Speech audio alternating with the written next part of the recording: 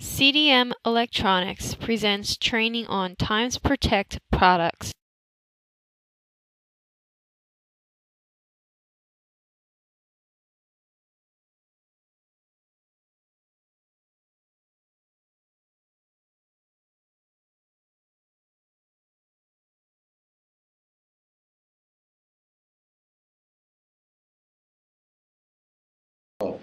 But one of the things that definitely goes along with the cable is lightning protection.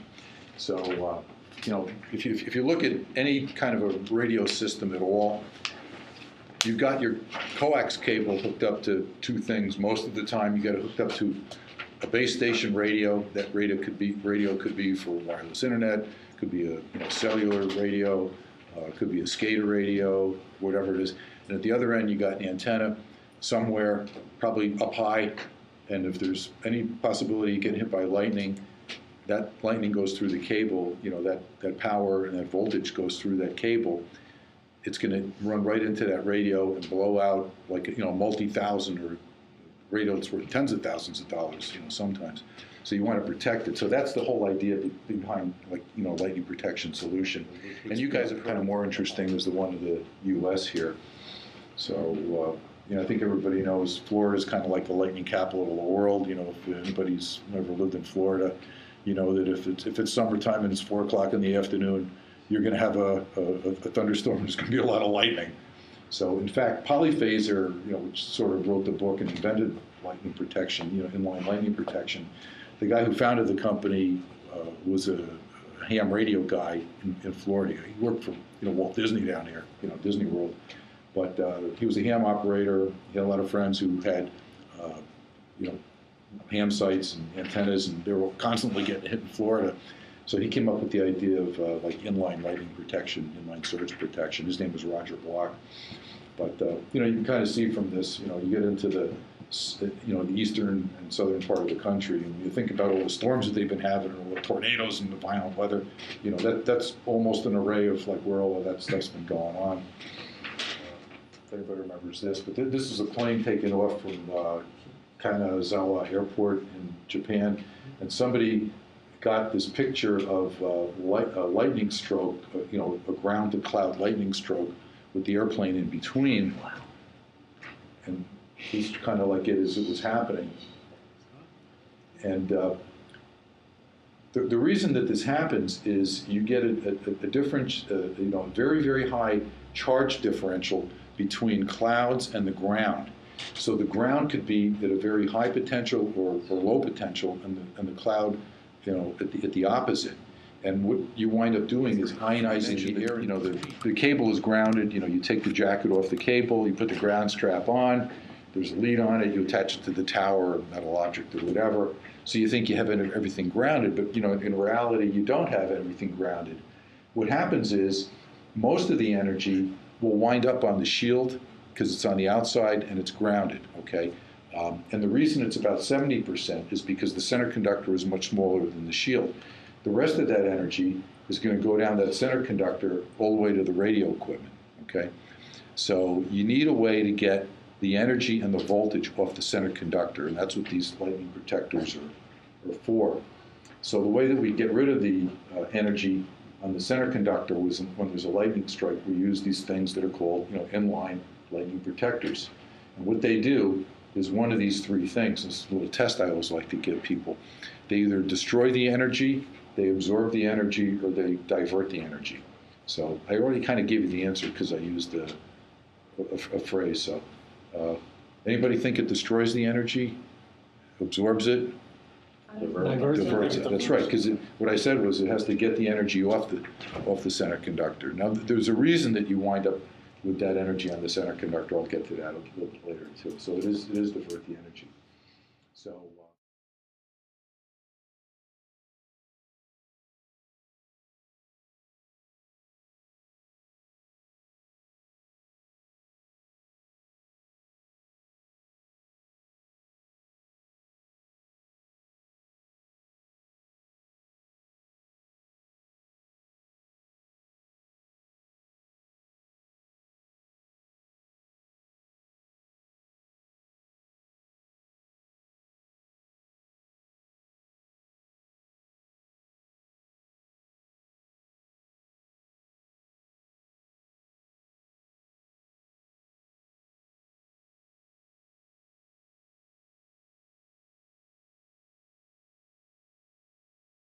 a little bit about the marketing, just share this with you here. These are the, competitors, if you want to know who we're competing with.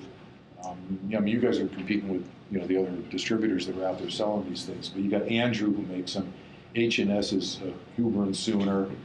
And you guys probably know them from the connector universe, right? The connectors. A company called Citel from France, Radial from France, Narda, some of those, Polyphaser, they're kind of like the big guy. So it's Andrew, H&S, and Polyphaser. Those are the ones that you're going to hear. So if customers, if you're talking to a customer and they're using lightning protection and you get an H&S part number or you get an Andrew part number, you can ask us. We have a cross-reference that I'll leave with you. We really do have products that offer the customer the best protection against lightning. Lowest insertion loss, lowest return loss, lowest energy throughput, which is the key to protecting the equipment, which winds up being the most cost-effective solution for you. So these are basically the three, just in broad terms, the three different product lines that we've got. The LP BTR series, which is just the standard lightning protector for 20 to 1,000 megahertz. So this is a very popular lightning protector for like two-way land mobile radio, public safety, the whole, almost everything that we're talking about, minus the carriers and wireless internet and the unlicensed frequency bands. So far we've probably sold more of these than we have of anything else, the BTRs. These go from 20 to 1,000 megahertz. So that's the first one. And then the LPSTRLs, these are also just straight DC block. They go from 680 to 2200 megahertz, get into more detail. And then there's the series, which is the LPGTR. Now the first two are what we call DC block. That means that no DC gets through on these things, no way, no how on a regular basis, okay? And the idea is to block any voltage during a lightning strike.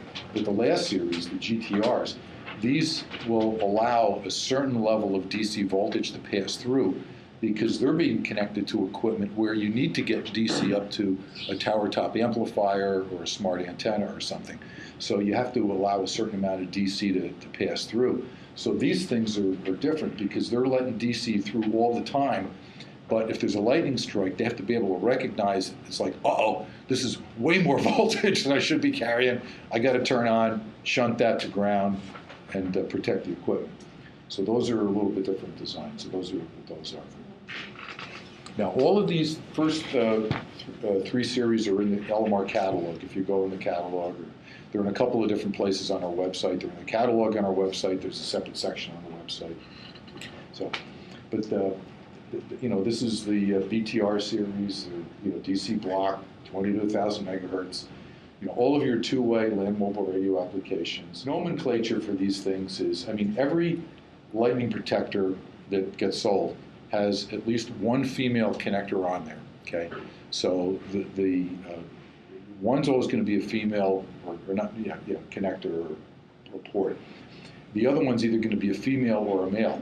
So now these only work in one direction. So if you're trying to protect the equipment, you want to make sure that if it's not just an N female to N female, you have the male. If it's going to be male on one side, it's on the right side. So the second one that you see down there after the LPBTR NFF, that's N female female. The LPBTR NMS is N with a male on the surge side.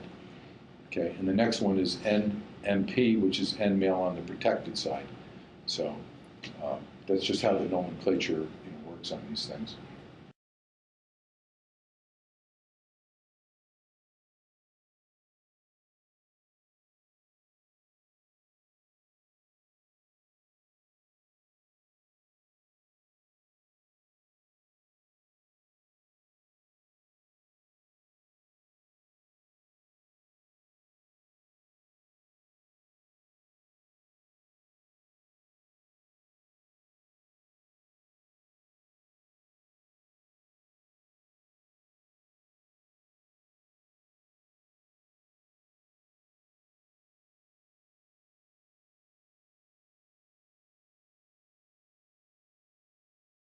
LTE is long-term evolution, they call it. Just the cellular carriers, moving to a different technology. scheme. And public safety, there's a new public safety band at 700 megahertz. So this is a nice one too. And very, very good PIM performance, low PIM. So again, when you hear PIM, you got some really good products now for people who mention PIM. You got the smooth wall cable, you got a good low PIM connector or lightning protector, you got PIM test cables. So you got when they mention PIM, you got three things you can talk to them about. With the end connectors on there, it's all the same specs, just an end connector instead of the DIN.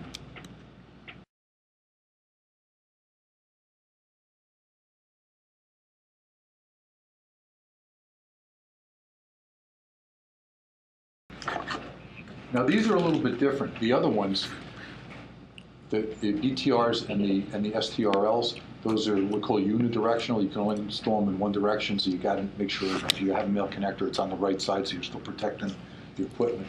The GTRs are bidirectional, so you can install them, in any direction.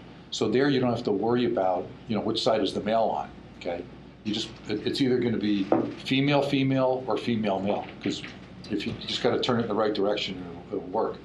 And these are the ones that'll pass DC up to the tower top amplifier or the smart antenna or whatever.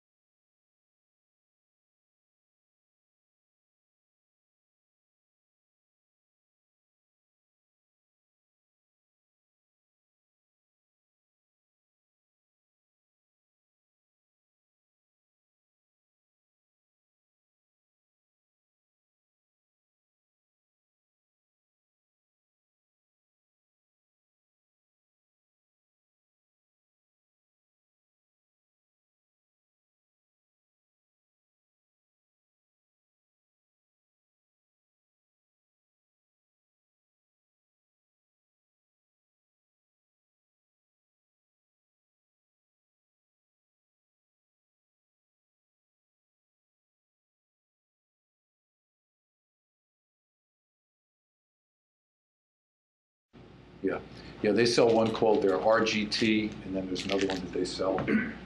So you have to buy it separately. So we're less money than them without the bracket. And then when you add the bracket in, like, this one here, we're listing it for $69. Theirs is $75 plus $9, so you're up to $84 already. So we're like a much better bargain.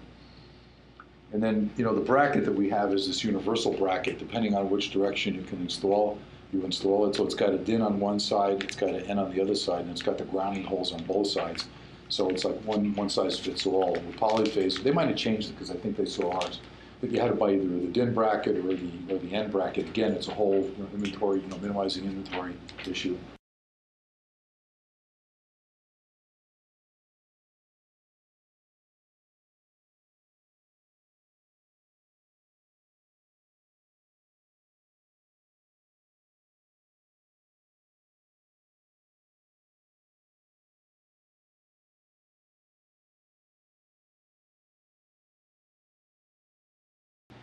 Better materials and design, very, very tight manufacturing tolerances, which is how we get the good PIM performance on those STRLs.